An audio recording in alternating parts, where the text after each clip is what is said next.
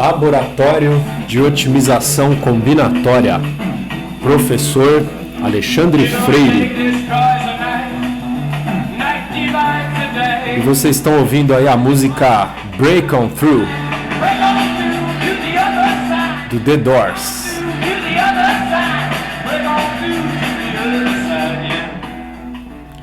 Olá pessoal, espero que estejam todos bem. Bom, na aula de hoje a gente vai falar sobre qualidade das formulações. Agora, antes de eu começar aqui a aula, deixa eu só mostrar para vocês um erro aqui que um colega de vocês cometeu na lista de exercício. Eu gosto de mostrar aqui para todo mundo aprender com os erros, né?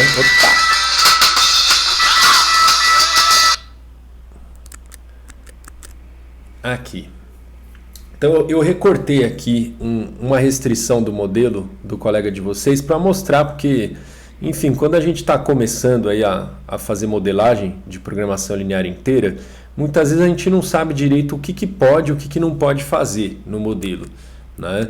E aí o que vocês sempre têm que pensar é no seguinte, ó, um modelo, ele sempre tem esse formato aqui, ó, AX menor ou igual a B. Então, A é uma matriz de constantes, X é a matriz o vetor das variáveis e B é um vetor de constantes. Ou seja, cada inequação, ela sempre vai ter o formato assim, constantes multiplicando variáveis menor ou igual a uma constante, tá bom? Aí, tudo bem, isso aqui é a forma padrão, você pode ter tipo variável também do lado direito, né? Você pode ter a restrição de maior ou igual ou igual, né? Mas é sempre assim, constantes multiplicando as variáveis, tá bom? E aí você tem uma desigualdade, né? Ou pode ser uma igualdade também, né? Então sempre isso, constantes multiplicando variáveis e uma constante aqui solta no mundo, tá bom? Qualquer coisa diferente disso não é uma restrição linear, tá bom? Então essa restrição aqui, ó, ela é uma constante solta no mundo. Porque o P, vocês lembram lá do enunciado, é um dado do problema. Então, cada gerente U, ele tem uma pontuação PUV para cada projeto V. Que essa pontuação indica o quanto que esse gerente U está apto a gerenciar o projeto V. Isso é um dado da entrada. Portanto, esse somatório aqui, ele é uma constante. Então, ou seja, isso não tem, assim, eu não tenho como fazer essa restrição ficar satisfeita ou não, mexendo lá no valor das variáveis, porque as variáveis nem aparecem aqui, né? Então, ou seja, esse tipo de restrição a gente não deve colocar no modelo, porque ela não está nesse formato que eu falei lá de restrição linear, né? Ela não é uma restrição linear, naquele sentido de constantes multiplicando variáveis. E aí depois maior ou igual uma constante, igual uma constante, menor ou igual uma constante. Aqui tipo, é uma constante maior do que outra constante. Então isso aqui ou isso já vem satisfeito, né, os dados que eu recebi já satisfazem isso, ou então não satisfaz e eu não tenho o que fazer, né? Então esse tipo de restrição aqui não pode colocar no modelo. E aí eu estou mostrando só para vocês, né? São erros que geralmente a gente comete aí quando está começando a fazer modelagem, tá bom? Agora, pessoal, falando aqui de forma geral, até agora só um aluno entregou para mim a lista, né? Entregou lá no E-Disciplinas a lista, e eu não recebi no WhatsApp nenhuma dúvida de vocês perguntando sobre a lista, né? Então, vocês precisam me perguntar, pessoal, tá bom? A lista não estava difícil, né? O primeiro exercício era bem fácil. Os outros tinham até uma coisinha ali para pensar, mas também não, sabe, pensando um pouquinho ali, fazendo umas tentativas, me mandando lá as dúvidas, né? Acho que vocês iam conseguir alguma coisa lá, tá bom? Bom, mas enfim, a lista é um bônus, né, também. Quem quer fazer... quem quiser fazer, faz. Quem não quiser, não faz, né? Também tem isso, né? Mas tá bom. Então vamos para a nossa aula. Hoje a aula vai ser mais teórica, tá? E o objetivo dessa disciplina, pensando agora assim na parte de a avaliação, eu não vou avaliar o quanto que vocês aprenderam da teoria, tá bom? Até porque a teoria aqui não é o foco do nosso curso. Então, vocês estão fazendo agora um trabalho prático, né? O nosso primeiro trabalho prático, e depois vai ter um outro trabalho prático também, tá? Então, a parte teórica eu não vou cobrar em avaliação. Eu estou falando isso porque, enfim, eu sei que às vezes a gente como aluno, a gente sempre faz esse cálculo, né? Será que eu vou conseguir tirar nota ou não vou? E aí vai dando aquele pânico quando a gente acha que não vai conseguir.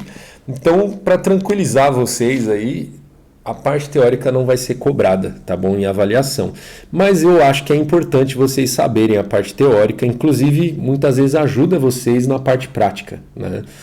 Então por isso que eu acho importante vocês entenderem aqui o conteúdo dessa aula, tá bom? Então vamos lá. O que a gente vai falar hoje aqui, ó? Formulações, entre aspas, ideais para problemas fáceis, porque formulação ideal só tem para problema fácil. E aí eu vou mostrar aqui exemplos, né, do fluxo de custo mínimo, caminhos mínimos, né? Existem outros problemas que admitem aqui um modelo, digamos, ideal. Eu já vou dizer para vocês o que seria esse modelo ideal, né? Depois a gente vai dar exemplos de formulações para problemas clássicos, e aí a gente vai pensar aqui em como avaliar a qualidade de uma formulação, como comparar, né, diferentes formulações, né? E aí a gente vai ver nesses problemas clássicos, vai fazer isso, né? Vai comparar essas formulações. Bom, primeiro vamos ver aqui como comparar as coisas, né? E aí depois a gente fala desses modelos ideais. Vamos ver como avaliar, né? O que seria um modelo ideal. E aí toda a nossa parte de comparação, né? Como avaliar a qualidade de uma formulação, como comparar, ela vai estar baseada em cima dessa ideia do que seria um problema, uma formulação ideal, tá bom? Então assim, ó, imagina que, vamos pensar em duas dimensões de novo, né? Então esse conjunto S aqui são as soluções viáveis do meu problema, tá? Soluções inteiras, né? Aquelas que me interessam de fato, tá? Então imagina que essas são as soluções inteiras que eu estou interessado, né? Aí, o que seria um modelo ideal? O modelo ideal seria justamente o fecho convexo dos pontos inteiros, tá bom? Então, o fecho convexo de S, tá? Que numa figura, né? Uma figura fala mais do que 1000 palavras, é isso aqui, tá bom? Seria justamente as inequações que pegam aqui, ó, a hora que você for olhar para o poliedro, todos os vértices dele são vértices inteiros, tá bom? Então, isso seria o modelo ideal, tá? A pergunta que fica então, né, dado o conjunto de soluções que eu tenho, eu consigo escrever o modelo ideal para esse conjunto de soluções viáveis inteiras aqui que eu estou interessado? Será que eu consigo, né, escrever um modelo ideal para isso? Bom, tem um livro aqui que eu não me lembro se eu já comentei dele com vocês ou não, que chama Combinatória Poliédrica e Planos de Corte Faciais, né? É um livro que vocês encontram aí na internet disponível, tá? Do Carlos Eduardo Ferreira e Yoshiko Wakabayashi, do Departamento de Ciências da Computação do Instituto de Matemática e Estatística da USP, tá? Então esse livrinho aqui ele tem as coisas teóricas aí de combinatória poliédrica, né? Então pegando aqui um trecho desse livro, ó, que ele fala de matrizes totalmente unimodulares, né? Então, qual que é a definição de matriz totalmente unimodular, né? Então, uma matriz A, ela é TU, né, de totalmente unimodular, se o valor de cada subdeterminante de A é 0, 1 ou menos 1. Exemplos bastante conhecidos de matrizes TU são a matriz de incidência de um grafo orientado, e a matriz de incidência de um grafo bipartido. O que é a matriz de incidência, né? Peguei um exemplo aqui para mostrar para vocês. Na verdade, acho que era esse o exemplo que eu queria. Ou era esse? Não, era esse aqui, ó. Vou até fechar aqui, eu esqueci aberto. Então aqui, ó, o que acho que vocês devem estar mais acostumados é com a matriz de adjacência, né? Na matriz de adjacência, cada vértice ele é linha e ele é coluna da matriz. E aí eu tenho um na posição WX se existe um arco de W para X. Então tem um arco aqui, ó, do W, quer dizer, é do X para o W, na verdade, aqui, né? É quantidade de arcos de Y. Então a origem é a linha e o destino é a coluna, tá? Nessa representação aqui. E isso aqui também não é um padrão, tá? Poderia ser ao contrário, tá? O destino ser a coluna, a origem ser a coluna e o destino ser a linha. Isso até aí não tem problema. Mas então aqui a origem está sendo a linha e o destino a coluna. Então nessa posição YW tem a quantidade de arcos. A quantidade de arcos, assim, pensando num grafo simples, em que você só tem um arco, né? Você não tem arcos múltiplos, né? Você não vai ter dois arcos ligando o mesmo par de vértices, né? Então essa matriz seria 0, 1, né? Então quando ele fala quantidade de arcos aqui, pensa em 0 ou 1, tá? Vamos pensar em grafos simples.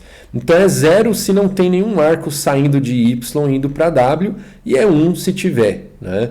Então aqui eu sei que olhando para esse grafo aqui, ó, eu tenho o arco do X para W. Então se eu olhar na linha X, coluna W vai ter o 1, tá? Eu tenho o arco do X para Y. Então se eu olhar na linha X, coluna Y vai ter o 1 ali, né? E assim por diante. Então isso é a matriz de adjacência, que é o que vocês acho que estão acostumados aí. Agora, o que é a matriz de incidência, né? A matriz de incidência, cada coluna é um arco, tá? E cada linha é um vértice, tá bom? Aí, então, quando você vai olhar na coluna A, que é o arco A, ó, o arco A ele sai do X e vai para W. Então, ele sai do X, vai ter um 1 na linha X, e ele entra no W, então vai ter um menos 1 na linha W. Tá bom? Então vamos ver aqui, ó, Y para Z. Então vai ter que ter um mais na coluna Z, desculpa, o arco é E, né? Então na coluna E vai ter que ter um 1 na linha Y e um menos 1 na linha Z, certo? Ou seja, cada coluna ela vai ser composta de zeros, 1 e 1 menos 1. Tá bom? Então, se olhar aqui, ó, sempre é isso, ó, zeros e aí tipo 1 menos 1 e 1 mais 1, tá bom? Isso é a matriz de incidência de um grafo dirigido, tá bom?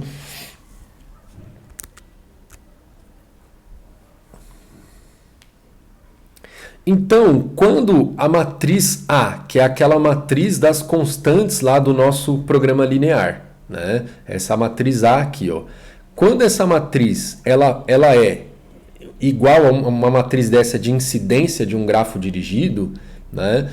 Essa matriz vai ser totalmente unimodular, tá bom? Então, se você tiver algum modelo em que você falar, ó, qual é a matriz A do meu modelo? Ela tem essa cara aqui, ó. Todas as linhas, todas as colunas, elas são compostas de zeros e tipo só tem um 1 e um menos 1. Então ela tem um 1 e um menos 1, né? Todas as colunas são assim, então a tua matriz é TU, tá bom? Se a tua matriz for TU, aí o que acontece aqui, ó? Né? Vamos ler aqui o resultado, né?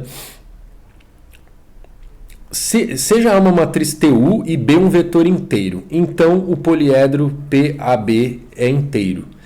Então, assim, uma coisa que eu esqueci de falar, além da tua matriz A ser TU, você tem que ter um vetor B aqui, que é o lado direito lá das inequações, ele também tem que ser inteiro, tá bom? Então, se essas constantes que estão aqui do lado direito são inteiras e a tua matriz A ela é TU, então a solução do teu programa linear vai ser inteira, tá? Então, o que acontece vai ser isso aqui, ó, tá? Você vai ter o fecho convexo dos pontos inteiros, tá bom? É o modelo ideal, tá? Então, sempre que a matriz for totalmente unimodular, a matriz das tuas restrições e o teu vetor B for inteiro, então você está feito, porque você tem um modelo ideal para o teu problema, tá bom?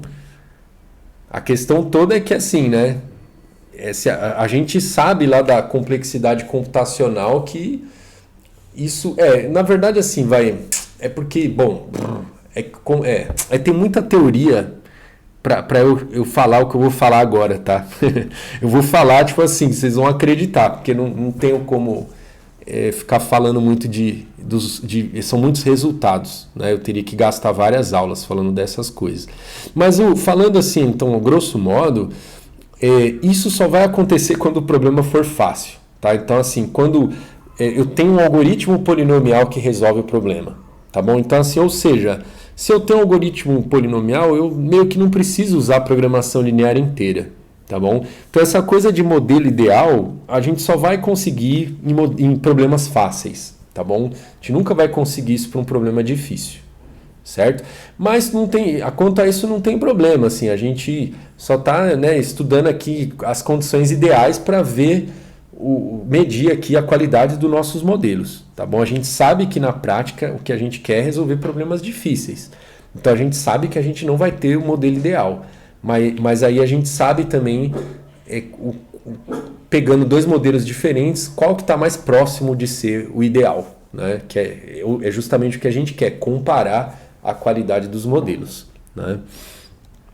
Então, vamos ver. Aí aqui, ó, ele fala tem uma dualidade aqui, coisa que eu não expliquei para vocês ainda, então vou passar batido aqui, tá bom? Porque tem não vou falar de dualidade ainda, depois eu falo.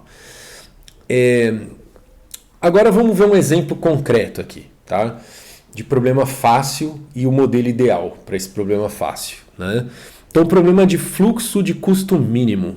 Como que é? O que eu tenho de entrada? Eu tenho uma rede, tá? Que é tudo isso aqui, onde o G é um grafo orientado, tá? O C de IJ é o custo por unidade de fluxo no arco IJ. Eu vou chamar de arco, tá, pessoal? Aqui tá aresta, mas quando é grafo dirigido eu costumo falar arco, tá? E a propósito, antes que eu me esqueça de dar os créditos aqui, ó, esses slides aqui são do professor Cid Carvalho de Souza, tá? Da Unicamp, do Instituto de Computação da Unicamp, tá bom? Vou pegar alguns slides dele aqui nas próximas aulas. Então, sempre que vocês verem esses slides azuis assim, desse jeito, vai ser slide do Cid, tá bom? Então, aqui, ó. Então, o G é um grafo orientado. O C é o custo por unidade de fluxo que você vai passar pelo arco IJ, tá? Então, o arco IJ, toda vez que você quiser passar um fluxo por ele, você paga esse valor aqui. É uma taxa por unidade de fluxo. O L e o U são as capacidades inferior e superior de fluxo que você pode passar em cada arco, tá bom? Então, se a capacidade for L for 5, significa que você tem que passar pelo menos 5 unidades de fluxos nesse arco. E se o U desse arco for 10, significa que você pode passar no máximo 10 unidades de fluxo por esse arco. Beleza? Depois, B de I, para todo vértice I do grafo, ele representa ou a oferta ou o fornecimento de fluxo, tá? Quer dizer, desculpa, é a oferta ou demanda, tá bom? Então, se for positivo, é porque esse vértice ele é um sorvedouro, ele vai... Não, ele é a fonte, desculpa, ele é a fonte, né? Então, se for positivo, ele é uma fonte, então ele está jorrando, digamos, água dele, o fluxo, né? Ele está jorrando unidades de fluxo. Vamos pensar que é uma bica por onde está saindo água, tá bom? Então, se for tipo 5, significa que ele tem 5 unidades de fluxo para oferecer, né? E aí, se for negativo, então se for menos 10, significa que esse vértice ele está te pedindo 10 unidades de fluxo, ele quer consumir, ele está com sede, tá? Então ele é um sorvedouro, tá bom? Então ele precisa receber BI, unidade de BI, aqui negativo no caso, então módulo BI, unidades de fluxo, tá bom? Então negativo significa que ele quer fluxo, positivo significa que ele quer dar fluxo, tá bom? Ele tem fluxo para distribuir, unidades de fluxo, né? Problema: encontrar um fluxo que atende à oferta e demanda de cada vértice, respeitando as capacidades dos arcos e que minimize o custo total. tá bom? Então, para todo vértice, eu vou ter que satisfazer a oferta e a demanda, ou demanda dele, né? Então, ele fala, eu tenho 3 unidades de fluxo para ofertar, então eu vou consumir as 3 unidades de fluxo dele. E os que tem demanda, né? Eu tenho menos 10 lá, então eu vou te dar as 10 unidades de fluxo que você quer. Tá? Então eu tenho que fazer essas unidades de fluxo circularem pela rede, respeitando as capacidades dos arcos, tá bom? E aí, dependendo de como que eu distribuo essas unidades de fluxo pela rede, eu posso gastar mais ou menos, né? Porque tem um custo aqui associado a cada custo por unidade de fluxo associado a cada arco. Então, dependendo de como eu distribuir isso, vai ter um custo total diferente, né? E aí eu quero, obviamente, minimizar esse custo total, beleza? Então pensa que poderia ser tipo internet, vai? Você fala, eu tenho clientes que querem receber lá tantos dados, eu tenho servidores que oferecem os dados, só que aí a cada caminho que eu faço, eu tenho um custo lá, né? Associado de manutenção, sei lá do que. Né? E aí eu quero, né, atender satisfazer essas demandas e essas ofertas pagando o mínimo possível, tá bom? Ou então poderia ser também abastecimento, né? Você fala, eu tenho clientes que compram um determinado produto e aí eu tenho os meus depósitos lá que fornecem o produto que o cliente quer. E aí eu quero fazer essas entregas. Só que aí o custo, a capacidade, né? Eu esqueci de falar dessas capacidades, né? Lá no problema da rede. Então, voltando no problema da rede, né? Você pode falar, a conexão lá tem uma capacidade máxima, né? A inferior pode ser 0, né? E aí ela tem uma capacidade máxima, tal, né? Aqui no caso da entrega, aí, bom, você pode ter a capacidade máxima vindo de algum, sei lá, algum limite que você tenha do caminhão que vai fazer a entrega, sei lá, alguma coisa assim. Então você pode pensar em problemas reais aí que você pode ter. Que o exemplo que eu dei aqui da entrega não foi muito bom, né? Acho que o exemplo Vamos ver aqui vamos ver o modelo, vai. Acho que os exemplos de aplicação que eu dei aqui não foram muito felizes. Mas vamos ver o modelo então. Então, quais as variáveis aqui do meu modelo? Eu vou ter uma variável x e j para cada arco e j, que vai representar o fluxo que vai passar por aquele arco, tá bom?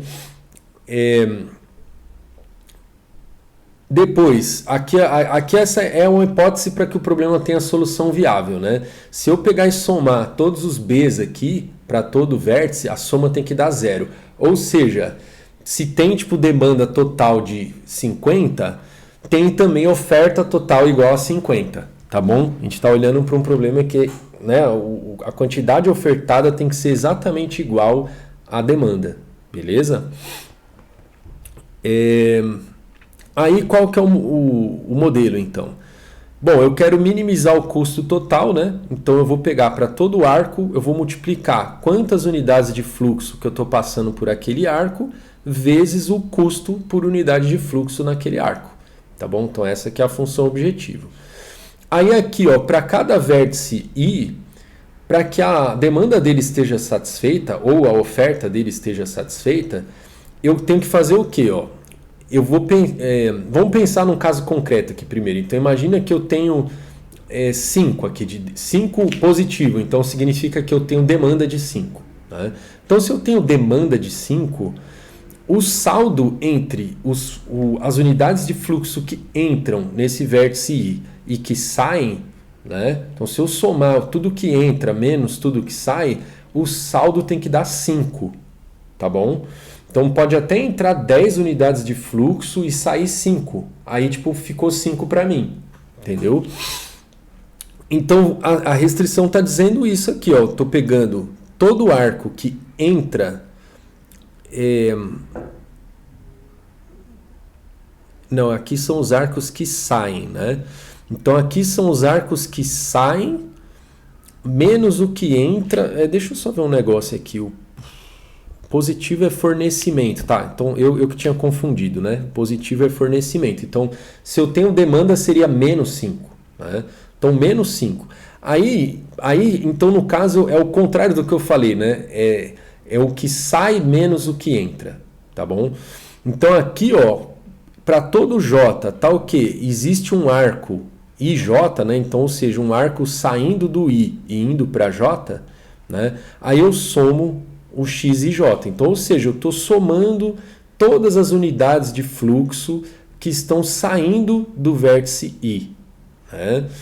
Aí aqui, menos todas as unidades de fluxo que estão entrando no I, né? Então, para todo J, tá o quê? Existe um arco JI, né? Então, um arco entrando no I, né? Então, eu estou pegando e aí eu somo X e J, né? Então, eu tô, aqui na verdade era XJI, né? Porque o arco é de J para I, né? Certo? O X aqui ele tinha que ser XJI, tá bom? Tem um errinho aqui no slide. Então, beleza. Então, aqui eu estou somando então, os fluxos, as unidades de fluxo que entram no I, menos as unidades que saem, tá bom? Então, se tipo, eu tenho menos 5, então eu quero demanda, eu tenho demanda 5, né? Se for menos 5. Então, se entrou 10 e saiu 5, aqui saiu, né? Se entrou 10 e saiu 5... Não, aqui, desculpa, calma aí que eu tô... Não, o entrou, eu tô confundindo, né? Aqui é o saiu, tá? Aqui, o lado esquerdo é o saiu, né? Então, se entrou 5, então tá aqui desse lado, aqui, ó. Se entrou 5 e saiu 10, essa conta aqui vai dar 5. Não, o que eu tô fazendo de errado aqui? É o que sai... Desculpa, tá, pessoal? Deixa eu só voltar aqui, ó. Positivo é oferecimento e negativo é consumo. Então, se eu quero consumir 5, eu tenho que pôr menos 5. Aqui, então, teria que ser... Eu tô achando que tem alguma coisa errada aqui, pessoal. Porque JI é o que... Ah, não, tá certo, é o que entra, né? Então, se entrar 10, vai dar menos 10, aí sai 5, né? 5, aí 5 menos 10 vai dar menos 5. Então, entrou 10, saiu 5, saldo menos 5. Ah, então eu tive os menos 5 que eu precisava. Tá certo, tá bom. Então, a única coisa que está errada aqui é o X e J, que tinha que ser XJI, certo? Então, é isso, né, pessoal? É o que entra, quer dizer, o que sai menos o que entra. Tá bom? E aí tem que dar justamente o que eu queria lá. E aí eu tenho que respeitar a capacidade mínima e máxima dos arcos. Beleza? Aí, ó, o que acontece, ó? Se você for ver aqui, ó, a matriz a matriz A, né, que aqui ele está chamando de N, mas é aquela matriz que a gente costuma chamar de A, né? Vamos chamar de N aqui, a letra tanto faz. Ela é justamente a matriz de incidência do grafo G, tá bom? Porque tipo, aqui você está pegando um vértice, ó, vamos lembrar aqui, ó, o que era a matriz de incidência, né? Eu pego o vértice, se eu olhar na linha do vértice, vai ter um monte de mais e menos indicando os arcos que entram ou saem dele, né? Então, tipo, por exemplo, ó, o arco A é um arco que sai do X, né? Então tá com mais 1. Aí outro arco que sai do X é o C, né? Aí depois o arco que entra no X, que é o D, ó. Então tem um menos 1. Tá? Então você vai ter mais 1 para os arcos que saem, menos 1 para os arcos que entram, né? E é justamente isso que acontece aqui, ó. Eu pego o vértice, aí eu tenho os arcos que saem com mais e os arcos que entram com menos. Certo? Então, ou seja, o lado esquerdo aqui, ó, é justamente a matriz de incidência do grafo G, tá? Bom, então aqui a gente sabe, né, que essa matriz é totalmente unimodular e a gente sabe então que como o vetor B aqui também é inteiro, né, a gente está assumindo que esse vetor B é inteiro, então eu sei que a solução disso aqui vai ser inteira. Eu não preciso, eu posso resolver a relaxação linear disso aqui e eu sei que o valor das variáveis x vai ser inteiro. Tá? Então aqui, ó, um resultado clássico da teoria de fluxos em redes é que se B, L e U forem vetores inteiros, então este programa linear possui uma solução ótima inteira.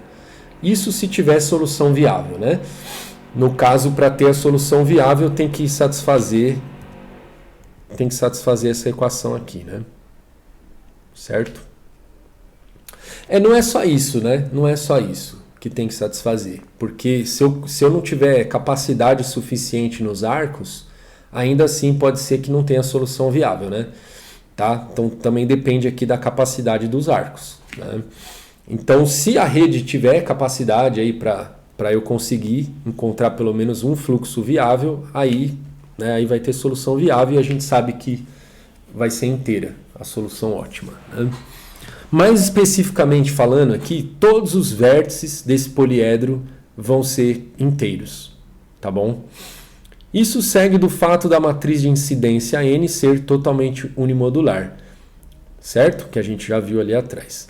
Esse fato permite reduzir vários problemas de otimização combinatória a um problema de fluxo em redes, né? Então a gente vai ver aqui exemplos em que, então, ou seja, qualquer problema de otimização combinatória que você consiga fazer um modelo para ele, em que a matriz de restrições dele aqui, ela é uma matriz que tem essa cara aqui de matriz de incidência de um grafo dirigido.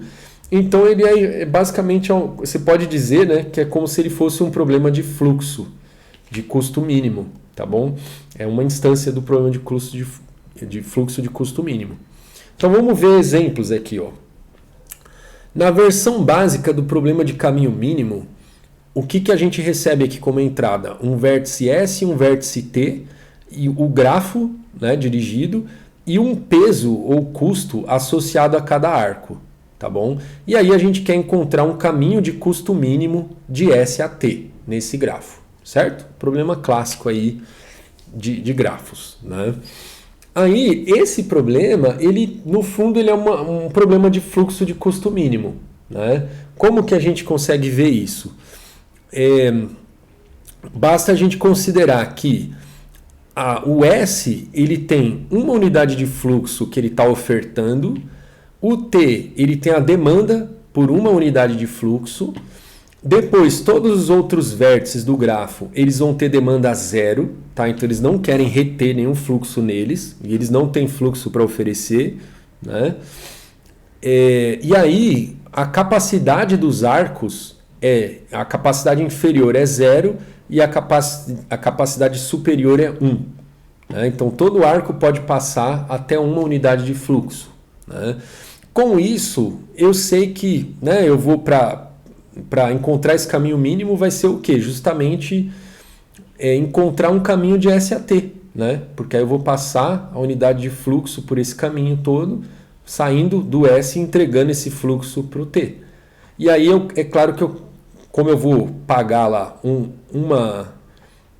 todo arco que eu passar uma unidade de fluxo, eu vou pagar o custo daquele arco. Então, o custo do fluxo vai ser justamente o custo do caminho de S a T, tá bom? Então, ou seja, o problema de caminho mínimo de S a T, né, ele é um caminho de fluxo de custo mínimo, tá? É uma instância mais simples aqui do problema de fluxo de custo mínimo. Outro exemplo aqui, ó, o problema de caminhos mínimos de única origem, né? Então, a gente tem um S, né? E aí a gente quer encontrar caminho mínimo de S para todos os outros vértices do grafo G, certo? Bom, nesse caso, como que a gente faz? Ó? O vértice S ele vai ter oferta de fluxo de n-1 unidades de fluxo, né? E aí todos os outros vértices do grafo, eles vão ter demanda de 1, né? Então a demanda dele menos 1 lá. Então eles querem uma unidade de fluxo, né? E aí cada arco ele vai ter capacidade inferior 0 e capacidade superior n-1, né? Então, ou seja, eu vou ter que mandar essas unidades saindo de S chegando em todos os outros vértices, né, do grafo, uma unidade de fluxo para cada vértice, né, e usando os arcos do grafo, certo? Então no começo eu posso sair aqui com as minhas n-1 unidade de fluxo por um arco, aí eu deixo uma unidade no próximo vértice e saio, né, com menos unidades, né, nos outros arcos. Eu estou falando disso só para a gente entender por que a capacidade dos arcos tem que ser n-1. Né? Porque justamente aqui, ó, no caso do problema do caminho simples aqui de S a T, a gente colocou capacidade 1. Né? Ele poderia ter capacidade maior do que 1. Tá? Isso não atrapalharia em nada. Tá? Porque, tipo, como eu só tenho uma unidade de fluxo saindo do S, eu não ia conseguir colocar, né, mais do que uma unidade de fluxo em nenhum arco. Tá? Agora aqui, ó, tá saindo do SN-1. Né? Então pode ser que eu precise passar, né, em algum arco lá, pelo menos em um arco. Então é que assim, né, para quem fez algoritmos de estrutura de dados, vocês vão lembrar aqui que a solução desse problema aqui, do problema de caminhos mínimos de única origem, a solução desse problema é uma arborescência, né?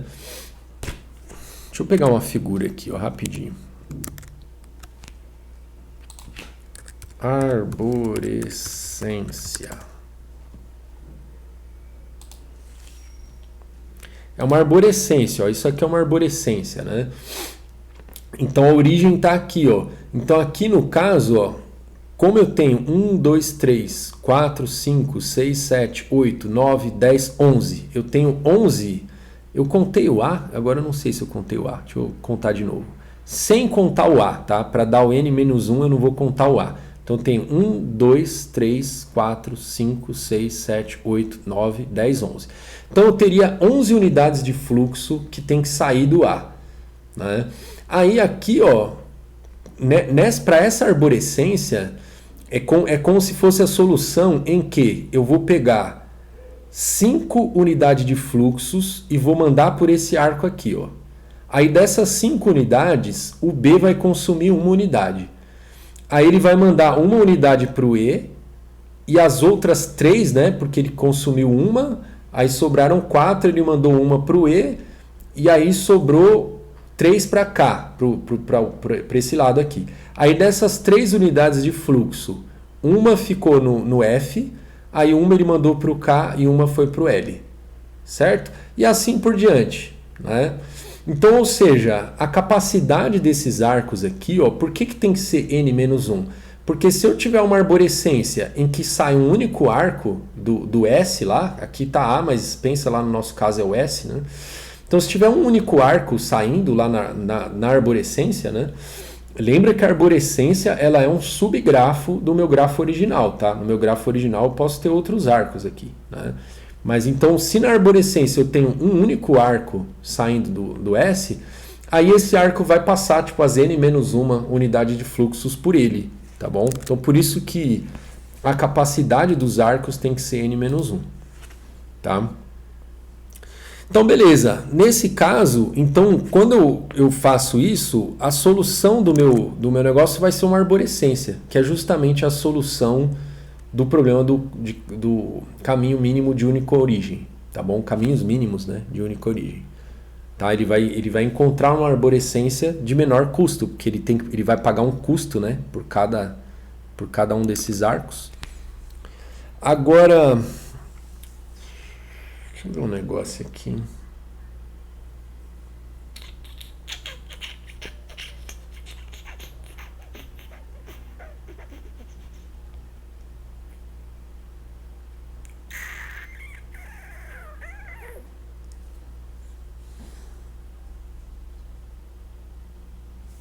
É que sabe no que eu tô pensando aqui?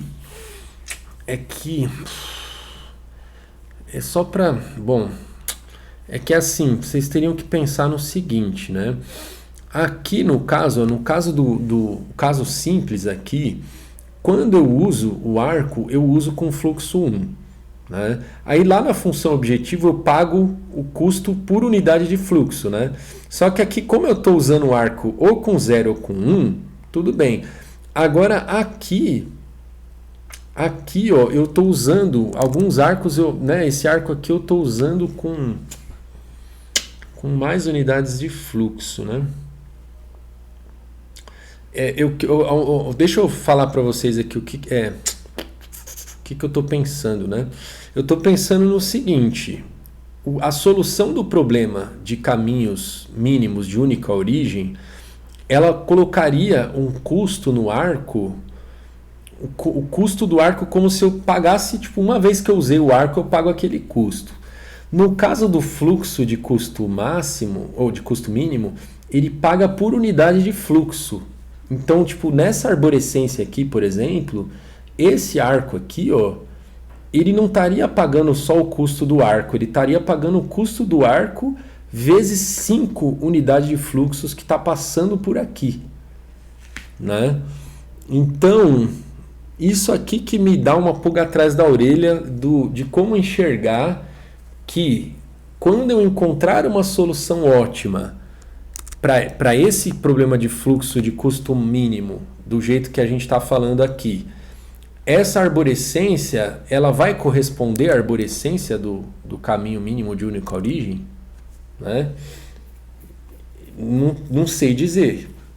Vou acreditar aqui no que está escrito, porque na verdade, eu precisaria pensar um pouco aqui primeiro, né? Eu não tinha reparado nisso antes de começar a aula, senão eu teria pensado um pouco antes. Agora eu vou deixar essa pulga aí atrás da orelha de vocês aí também, tá? Teria que pensar nisso, tá? Mas tudo bem, eu acho que pelo menos a redução do problema de caminho mínimo, olhando para vértice ST, eu acho que está clara, né? Agora essa de caminhos mínimos de única origem, aí para mim ela não ficou tão clara não, tá? Eu entendi aqui o negócio, mas eu achei que agora, pensando bem aqui, a função objetivo ficou um pouco nebulosa para mim. Mas é isso, pessoal. A ideia era só mostrar para vocês, então, um modelo que é um exemplo aqui de um modelo ideal, né? Um modelo em que eu sei que a relaxação linear dele já me dá uma solução inteira, tá bom? Para esse problema de fluxo de custo mínimo. E aí depois eu mostrei aí que tem outros problemas que também a gente também consegue isso. Beleza. Vamos dar exemplos de diferentes formulações para problemas clássicos. Vamos começar com o nosso problema, o nosso Hello World aqui da programação inteira, que é a mochila binária, né? Então vocês lembram lá qual que é o problema da mochila binária, né? É dado para a gente um inteiro positivo, B, que é a capacidade da mochila. Aí a gente também recebe um conjunto de N itens, né? Em que cada item I ele tem um peso AI e um valor CI. Tá bom? Tudo positivo, né? Tanto o peso como o valor. E aí o que a gente quer? Encontrar um subconjunto de itens cuja soma dos pesos seja no máximo B, que é a capacidade da mochila, e cuja soma dos valores seja máxima. Então a gente quer maximizar o valor total e o peso total tem que caber na mochila, certo? Agora vamos comparar dois modelos aqui, né? Um modelo que a gente está acostumado lá, né? Então imagina assim, a função objetivo é a mesma para os dois modelos, tá? Que eu quero maximizar aqui ele está colocando C, né? Isso, o valor é C, né? Tá certo. Então eu quero maximizar o valor, né, dos itens que eu escolhi, tá bom? Então a função objetivo é a mesma para os dois modelos, tá? A gente vai ter a mesma variável binária associada a cada item I, né? 0 no xi se eu não escolho o item I, 1 no xi se eu escolho o item I, tá bom? E aí eu quero maximizar o valor lá total dos itens que eu escolhi, certo? Então a função objetivo é a mesma. Agora vamos ver o conjunto de restrições. No modelo 1 eu tenho aquela restrição clássica, né, óbvia, que é assim, soma, né, o peso do item I vezes xi, né? Se eu escolhi o item I, vai aparecer o peso dele aqui. Aí eu somo, então, os pesos e isso tem que ser menor ou igual a B, que é a capacidade da mochila. Então, tem uma restrição só, tá? Então, agora, o conjunto K é o conjunto de soluções inteiras, né? Porque são as variáveis binárias aqui, que satisfazem essa restrição aqui, tá bom? Agora, vamos ver o modelo 2. O modelo 2 é assim. Vocês lembram daquela história da cobertura minimal, que eu já contei para vocês? Que é assim, ó, um subconjunto de itens cuja soma é maior do que B, ele é uma cobertura, tá? Então, se eu tenho uma mochila com capacidade 10, aí eu pego 3 itens que a soma dá 15, então esses 3 itens formam uma cobertura, tá bom? Porque a soma do peso deles é maior do que a capacidade da mochila, tá bom? E essa cobertura, ela é minimal. Ela é minimal se a retirada de qualquer item resultar em um conjunto que não é uma cobertura. Tá? Então eu falei, eu tinha 3 itens que somavam 15. Se eu tirar qualquer um deles e aí tipo, a soma do que sobrar for menor ou igual a 10, então essa cobertura é minimal. Tá? Significa que não tem nenhum item que eu possa arrancar dela. Tá bom? Qualquer item que eu arrancar, aí deixa de ser cobertura. Certo? Proposição aqui, ó. Aliás, a propósito, né? Eu tô pegando essas coisas aqui do nosso livro texto do curso, tá bom? Então, lá no livro, proposição 2.1. Esses dois conjuntos, eles são equivalentes, são o mesmo conjunto, tá? O K e o KC, tá bom? Então, ou seja, olhando para as soluções inteiras, para mim, tanto faz ou eu só colocar uma restrição, que é essa aqui, ou então eu colocar a restrição de cobertura minimal que a gente viu aí em aulas anteriores, que é assim, para toda cobertura minimal, né, se eu somo lá os itens da cobertura, para toda cobertura minimal, né, aí o que eu faço? Eu somo as variáveis desses itens, né? Então eu somo xi para cada item da cobertura, e aí isso tem que ser menor ou igual à cardinalidade da cobertura menos 1. Então assim, pelo menos um item aí você tem que arrancar, certo? Então vocês lembram dessa restrição, né? Que a gente incluiu como plano de corte, né? No nosso caso lá a gente tinha feito um modelo que tinha essa restrição, e aí a gente adicionava ainda as restrições de cobertura como planos de corte. Foi isso que a gente tinha feito, né?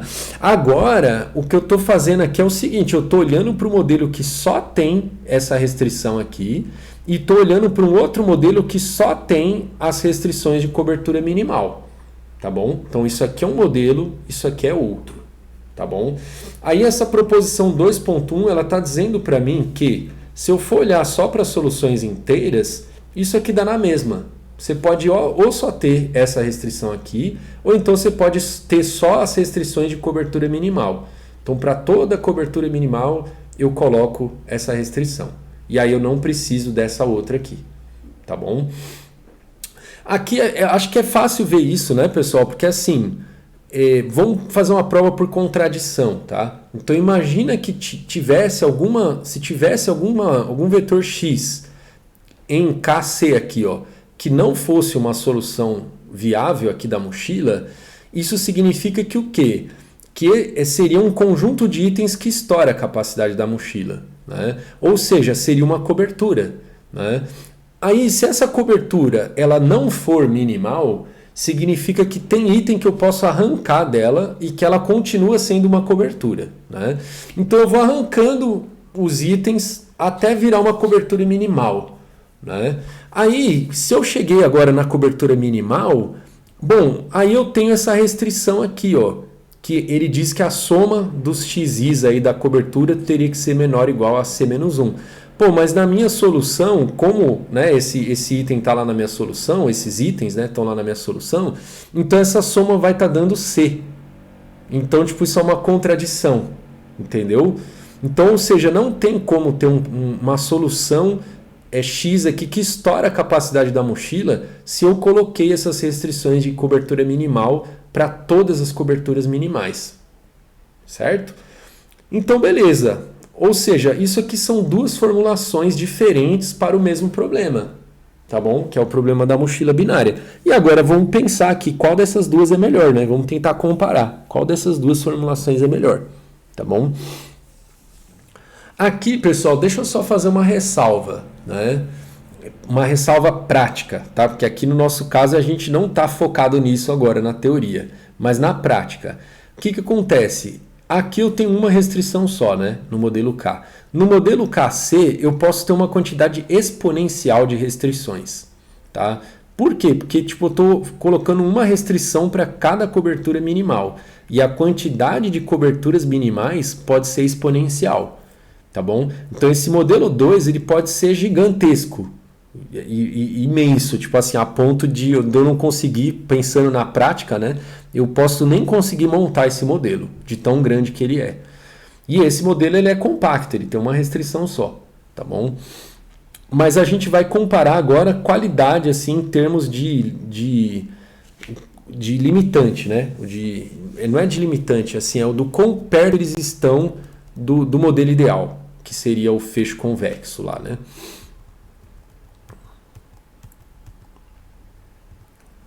Bom, como que a gente compara modelos, né? Se eu tenho um modelo aqui, ó, pensa assim, né? Ó, aqui eu estou descrevendo todo esse conjunto aqui, ó.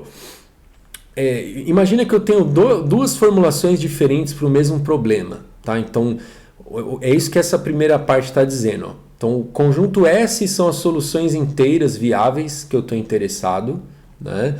E aí aqui, ó, eu tenho um modelo que ele tem essas restrições aqui, tá? Lembra que no livro o y seriam as variáveis que não precisam ser inteiras, tá? Então aqui no caso é como se a gente estivesse ignorando esses y aqui, tá? Que a gente está pensando no x em que todos os x teriam que ser integrais, né? Teriam que ser inteiros. Agora, se a gente tiver um conjunto misto lá, então com variáveis que não precisam ser inteiras, então eu tenho aqui a matriz das constantes aqui que multiplicam o vetor x, a matriz G1 que multiplicam o y, isso menor ou igual a B1, né? E aqui, pensando nesse conjunto, né, dos x e y que satisfazem essas inequações com valores inteiros para o x, tá?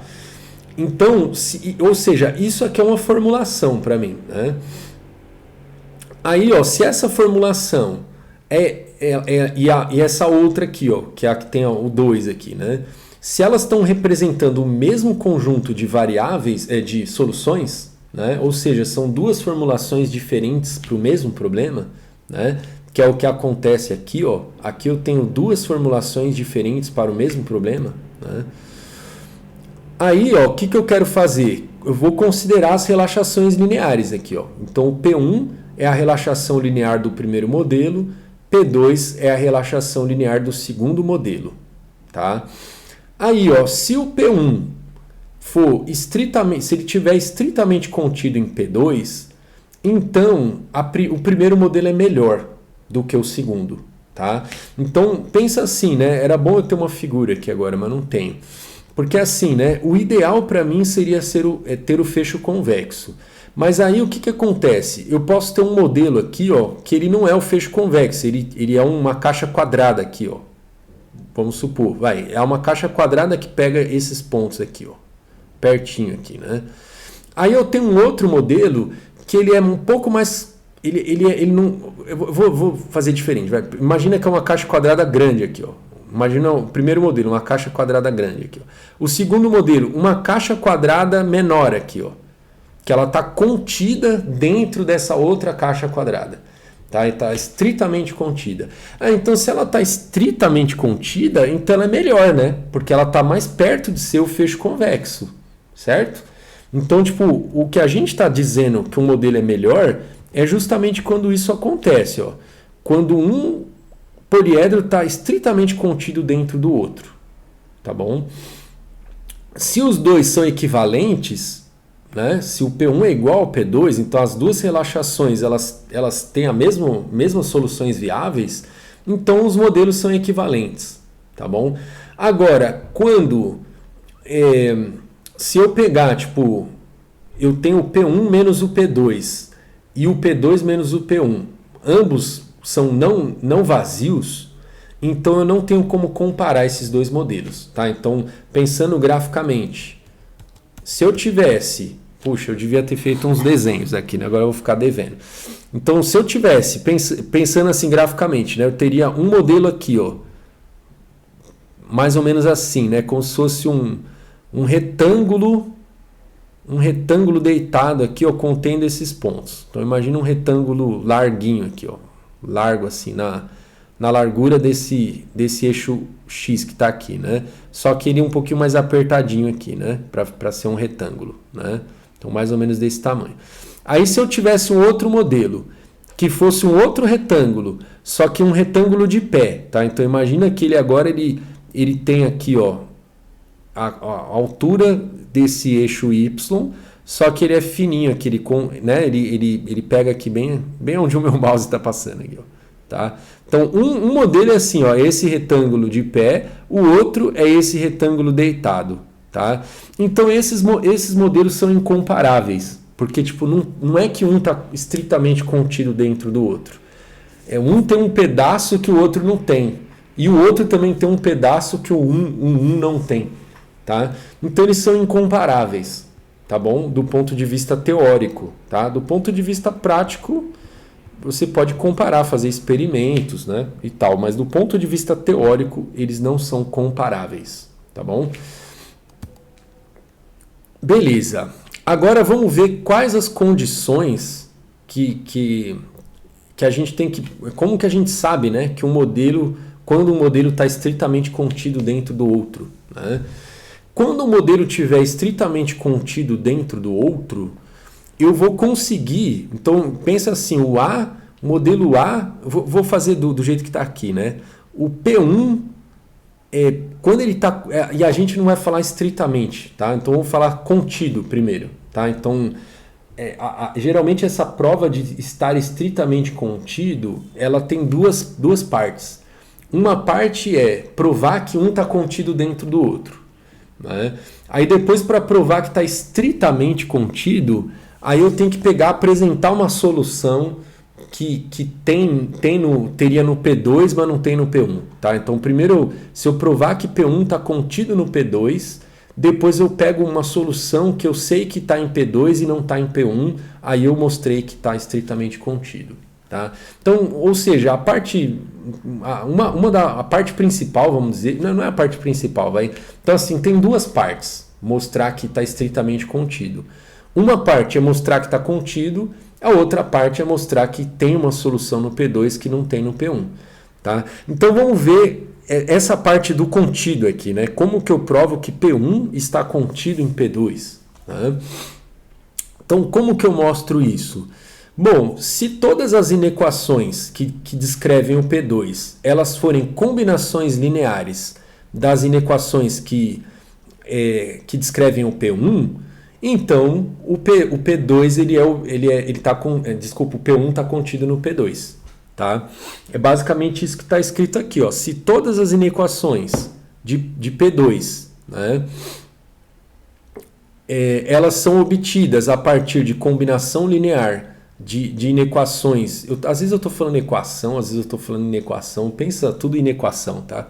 Então, se todas as inequações do P2 elas são obtidas através de uma combinação linear de inequações do P1, tá? Então, esse U aqui, ó, é o vetor que vai me dar uma combinação linear, né? Eu estou multiplicando lá o lado esquerdo do A1 para chegar nesse A2zinho aqui, ó. Multiplicando o lado esquerdo ainda lá da G1 lá por esse mesmo U para chegar nesse Gzinho 2, né? E multiplicando o B1 aqui pelo mesmo U para chegar no beta 2, tá bom? Essa multiplicação ela pode ser menor do que o B2, porque tipo, se eu chegar e falar para você assim, uma determinada inequação ela diz que alguma coisa aqui tem que ser menor ou igual a 5. Aí, só que se eu falar para você que eu tenho uma inequação que diz que isso tem que ser menor ou igual a 4,9, então, tipo, isso também tem que ser menor ou igual a 5, certo? Então, tipo, se eu fizer uma combinação linear que chegue... Então, eu tenho uma inequação lá do P2, né? Que ela é assim, né? O lado direito dela é B2, beta 2. Aí eu consigo gerar uma combinação linear com o lado direito aqui, ó. Então o lado esquerdo é exatamente igual, mas o lado direito é menor do que o beta 2, então essa com o beta 2 vai estar satisfeita também. Tá? Se ele satisfaz essa inequação com algo menor do que beta 2, ele vai satisfazer com beta 2 também. Tá bom? Então às vezes, ou seja, eu não obtive exatamente a mesma inequação pela combinação linear, mas ela é implicada por uma inequação que eu obtive através de uma combinação linear, tá bom? Então eu estou pegando todas as inequações do P2 e estou dizendo que eu consigo obter através de inequações do P1, tá bom? Ou seja, isso mostra para mim que o P1 está contido no P2, tá bom? É isso, tá, pessoal? Eu não vou ler aqui nos mínimos detalhes, porque basicamente a ideia é essa. Tá? Isso não é muito difícil de entender, tá, pessoal? Porque imagina comigo, se você está falando para mim, vocês lembram lá quando eu estava explicando lá o método simplex para vocês, aquelas coisas, né, de ficar fazendo combinação linear com as inequações do sistema, né? Então, tipo, sempre que eu vou fazendo essas combinações, eu vou obtendo um sistema equivalente, né? Então, né, vocês lembram lá que se eu multiplicar uma inequação por uma constante, eu estou continuando no mesmo sistema. Então, tipo, se eu estou falando para você que todas as inequações do teu sistema P2 aqui, elas são obtidas com combinações de inequações do meu sistema P1, então, tipo, se eu resolver o P1, o teu P2 vai estar satisfeito, entendeu? Então, ou seja, o P1 está contido dentro do P2, tá bom? Beleza. Então vamos voltar lá para a comparação do modelo da mochila, lá dos dois modelos da mochila. Vamos pegar um exemplo concreto, tá? Então imagina que assim, ó, eu tenho o peso dos itens aqui, ó, cada item tem peso 3 e a mochila tem capacidade 5, tá? Então no meu modelo K, eu vou ter essa restrição aqui, certo? Então 3 vezes x1 mais 3 vezes x2 mais 3 vezes x3 menor ou igual a 5. Tá? Aí no meu modelo 2, quem vão ser as coberturas minimais, né? Qualquer par de itens aqui, ó, vai ser uma cobertura minimal, porque a soma dos dois vai dar 6, que estoura a capacidade da mochila, e se eu tirar um dos dois, aí deixa de ser cobertura, né? Porque aí ficaria 3 só. E 3 é menor do que 5. Então cabe na mochila. Então qualquer par de itens aqui é uma cobertura minimal. Tá, então o meu modelo 2 aqui, para cada cobertura minimal, ele vai ter essa inequação. Então, x1 mais x2 menor ou igual a cardinalidade da cobertura, que é 2, menos 1, que dá 1. Tá? Então, a inequação, ó, lembra aqui, ó, certo? Ó, é essa inequação aqui. Ó. Então, essas são coberturas de cardinalidade 2, então 2 menos 1 vai dar 1. Então, ou seja, esse aqui é o meu modelo 2 e esse aqui é o meu modelo 1. Agora vamos ver aqui, ó, qual que está contido em qual, né? Se eu somar essas três inequações aqui, ó, vai dar 2 aqui no x1, né? 2 no x2, 2 no x3 e 3 do lado direito. Tá? Aí, se eu multiplicar essa inequação aqui por 3 sobre 2... Aí se eu multiplicar por 3 sobre 2 vai dar 3 aqui, né, nesses coeficientes do lado esquerdo. E aqui vai ser 3 vezes 3 vai dar 9, dividido por 2 vai dar 4,5. Tá? Então vai dar essa... ou seja, se pegando... Ou seja, né, de novo, repetindo, se eu somo, eu obtive essa inequação através de combinação linear de inequações do meu modelo 2. Então, tipo, essa inequação que eu obtive por combinação linear, ela vai estar satisfeita, certo? Qualquer solução viável aqui que atende essas inequações vão atender essa que eu obtive por combinação linear, certo? Então, quando eu multipliquei por 3 sobre 2, ficou 3x1 mais 3x2 mais 3x3 menor ou igual a 4,5. Tá? Esquece um pouco esse 5 aqui. Menor ou igual a 4,5. Então ele está dizendo para mim que qualquer solução... E aqui a gente está olhando para a relaxação linear. Tá? Ó, aqui é intervalo. Tá? Não é mais aqui é com colchete agora, não é mais com chave. Né? Então qualquer solução fracionária que atende, fracionária ou não, né? Que atende essas restrições aqui, vai atender essa outra aqui também com o 4,5, tá? Com o 4,5. E se ela atende com 4,5 do lado direito aqui, ela vai atender com 5 também, certo? Então, se é menor ou igual a 4,5, é menor ou igual a 5 também, né? Só que essa restrição é justamente a restrição do modelo 1, tá? Então, o que eu estou dizendo com isso? Eu estou dizendo que o meu modelo 1 aqui, ele está contido no meu modelo 2. Não, é o contrário, desculpa. O meu modelo 2 está contido no meu modelo 1. Por quê? Porque eu obtive a inequação do meu modelo 1 a partir de combinações no meu modelo 2. Então, satisfazendo o 2, eu automaticamente estou satisfazendo o 1. Né? Então, o 2 está contido no 1. Tá bom? Então, aqui, ó, PC está contido em P. Beleza? Agora, como verificar que ele está contido estritamente? Né? Eu preciso apresentar agora uma solução que ela está satisfeita no modelo 1 e não está satisfeita no modelo 2. Né? Por exemplo, essa solução aqui é solução fracionária. Né? Porque a gente já viu lá que para soluções inteiras esses modelos coincidem, né? Então, solução inteira coincide, mas e a fracionária? Né? A gente quer saber a fracionária também. Então, por exemplo, essa solução fracionária aqui, ó, item 1 é x1 igual a 1, x2 igual a 2 terços, x3 igual a 0. Essa solução aqui, ó, ela satisfaz essa restrição aqui, ó, que vai dar 3 mais 2, né? Porque 2 terços vezes 3 vai dar 2. Então, 3 mais 2 vai dar 5. Então, vai satisfazer essa restrição.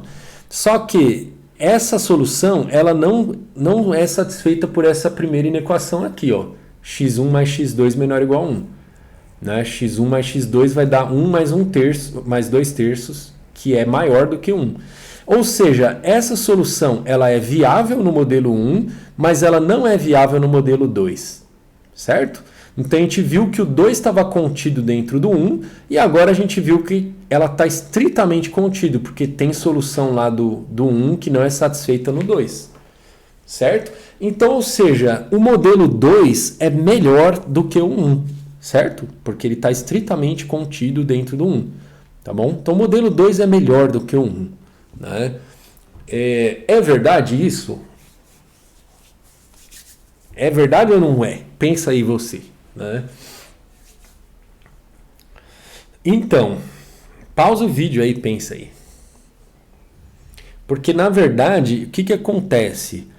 O que eu mostrei para vocês foi uma prova pensando nessa instância do problema. Né? Então, eu pensei nessa instância em que os itens têm peso 3, todos eles, e a mochila tem capacidade 5. Aí, quando isso acontece, o modelo 2 é melhor do que o modelo 1. Mas será que isso vale para qualquer instância? Né? Então, a conclusão é, nessa instância, o modelo 2 é melhor do que o modelo 1. Agora, isso vale para qualquer instância? Não. Tá? Por que não? Vamos mostrar aqui. Ó. Pegar um outro exemplo. Agora, pega um exemplo em que a capacidade da mochila é 1 e o peso dos itens é 1 também. Né? Então, nesse caso, o primeiro modelo ele ia ter só essa restrição aqui. Ó, x1 mais x2 mais x3 menor ou igual a 1. Né? Qual seria o modelo 2? Né? Seria, de novo, esse aqui. Ó. Por quê? Porque, 1 para estourar a capacidade da mochila, basta eu escolher quaisquer dois itens, né? Que agora os itens têm peso 1 e a mochila tem capacidade 1, então quaisquer dois itens estouram a capacidade da mochila e são coberturas minimais. Então, o meu modelo 2 continua sendo esse aqui, ó, tá bom? Aí, ó, o que acontece?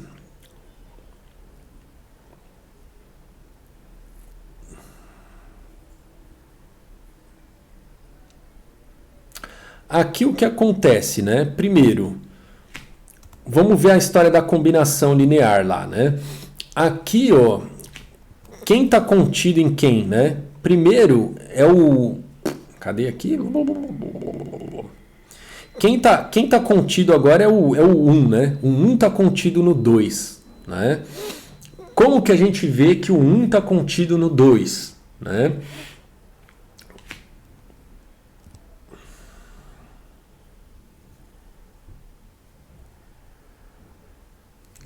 Aqui tá ruim aqui porque tá ruim de olhar aqui porque não tem tudo no mesmo slide, né? Eu vou olhar aqui, mas agora a gente tem que olhar para esse cara aqui com coeficientes 1 aqui, tudo, né? 1 do lado direito e 1 do lado esquerdo aqui também, né? É porque assim, né? É que assim, pensa comigo, ó. Se eu tenho uma solução fracionária ou não, tá? Que satisfaz x1 mais x2 mais x3 menor ou igual a 1, é claro que ela satisfaz também x1 mais x2 menor ou igual a 1. Né? Se ela satisfaz x1 mais x2 mais x3, né? Eu poderia somar um x3 aqui também. E ia satisfazer menor ou igual a 1. Então, se eu arrancar o x3, ela satisfaz também. Né? Se eu arrancar o x2, ela satisfaz também. Se ela arrancar só o x1, ela satisfaz também. Né? Então, é fácil ver que o modelo 1 está contido dentro do 2, porque todas as inequações do 2 elas são implicadas pela única inequação que tem aqui no modelo 1, tá bom? Então, né, a gente consegue ver esse primeiro lado aqui, de que o modelo 1 está contido no modelo 2. Né? Agora, vamos ver se é estrito, né? Se esse negócio é estrito. Aí, ó, essa solução aqui, fracionária, meio em todo mundo, né? Meio em todo mundo, ela satisfaz todas essas inequações aqui, ó. Meio mais meio menor ou igual a 1. Meio mais meio menor ou igual a 1. Meio mais meio menor ou igual a 1. Então, essa solução, ela satisfaz todas as inequações. Ela é viável do modelo 2. Só que, se eu colocar... Olhando aqui para a restrição desse jeito aqui, né? x1 mais x2 mais x3 menor ou igual a 1. Vai dar meio mais meio mais meio, vai dar 1,5. E 1,5 não é menor ou igual a 1. Então, essa solução ela não é viável do modelo 1. Tá bom? Ou seja, então o modelo 1 aqui, para essa instância, ele está estritamente contido no 2. Tá bom? Ou seja, o modelo 1 agora é melhor do que o 2. Certo? Então, tipo, nessa instância que eu mostrei agora, o modelo 1 é melhor do que o 2. Na outra instância, o modelo 2 é melhor do que o 1. Ou seja, esses modelos são incomparáveis, tá bom? E a conclusão é essa, tá? Eu devia ter escrito aqui, a conclusão é essa, esses modelos são incomparáveis.